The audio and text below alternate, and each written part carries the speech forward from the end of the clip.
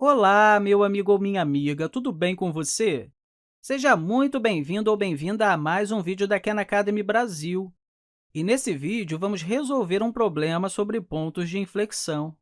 Esse problema diz o seguinte: a função duas vezes diferenciável g e a segunda derivada g duas linhas estão representadas aqui no gráfico. E você pode ver isso bem aqui. Aqui nós temos a nossa função g. E não vemos a sua primeira derivada, mas a sua segunda derivada está aqui, nessa cor alaranjada. Aí o problema continua dizendo: 4 alunos foram questionados para dar uma justificativa apropriada, baseada em cálculo, para o fato de g ter um ponto de inflexão em x igual a menos 2. Ok, eu acho que eu vou me sentir bem aqui porque, intuitivamente, isso parece estar certo. Afinal, realmente, em x igual a menos 2, temos um ponto de inflexão.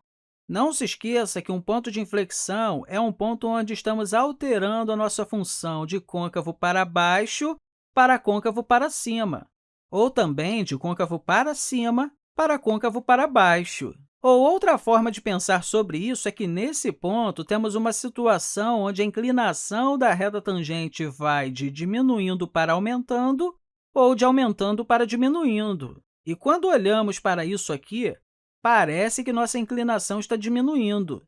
Ela é positiva, mas está diminuindo. Ela continua diminuindo até chegar a cerca de x igual a menos 2, onde parece que começa a aumentar.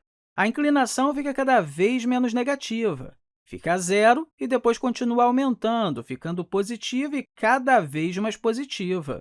Então, parece que, de fato, em x igual a menos 2, nós vamos de côncavo para baixo para côncavo para cima. Agora, uma justificativa baseada em cálculo é que poderíamos olhar para a nossa segunda derivada e ver onde a segunda derivada cruza o eixo x.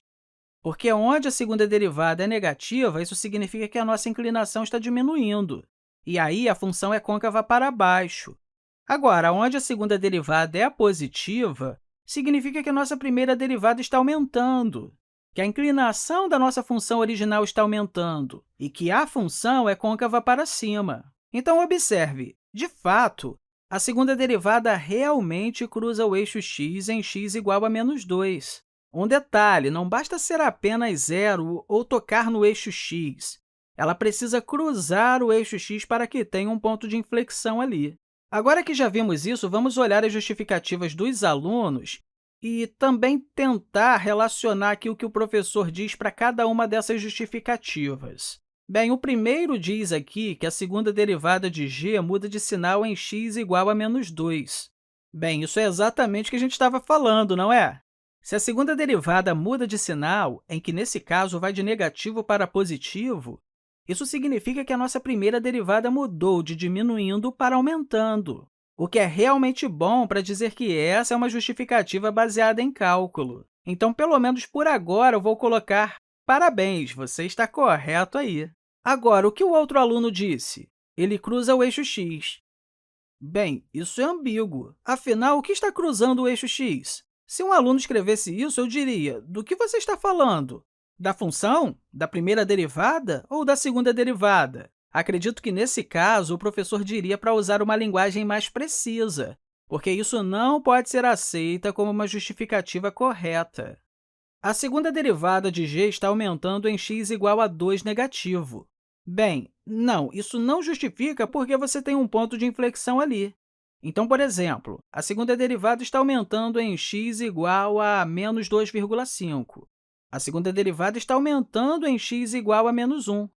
Mas você não tem um ponto de inflexão nesses lugares. Provavelmente, o professor diria que isso não justifica porque g tem um ponto de inflexão. Agora, a última resposta do aluno. O gráfico de g muda a concavidade em x igual a menos 2.